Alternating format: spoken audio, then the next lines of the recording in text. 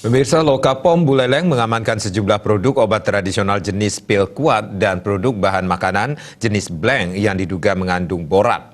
Barang-barang tersebut diamankan dari sejumlah tempat di Buleleng dan Jembrana.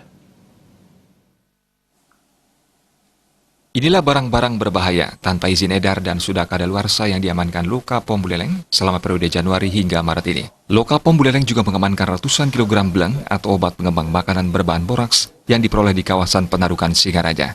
Dari hasil sidak yang dilakukan, tim menemukan 19 beseng dan di dalamnya ditemukan 12 bungkus bleng atau pengembang makanan berbahan boraks dengan berat setiap satu bungkus 1 kg.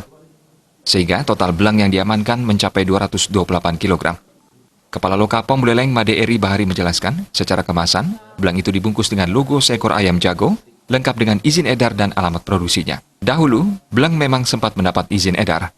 Namun karena akhirnya diketahui mengandung boraks, izin edarnya dicabut. Untuk boraks memang dilarang sebagai bahan tambahan untuk pangan.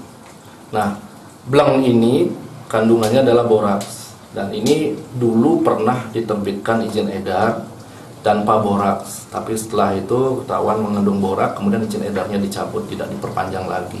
Tetapi masih marak beredar bahan ini yang akan dipakai untuk pengenyal maupun pengembang, ya, untuk kerupuk, untuk bakso, kemudian juga mie basah dan sebagainya disalahgunakan. Kami temukan banyak produk-produk pada saat kita uji itu mengandung boraks. Kita telusuri belinya di mana, kita di pasar, di beberapa tempat kita temu sedikit-sedikit.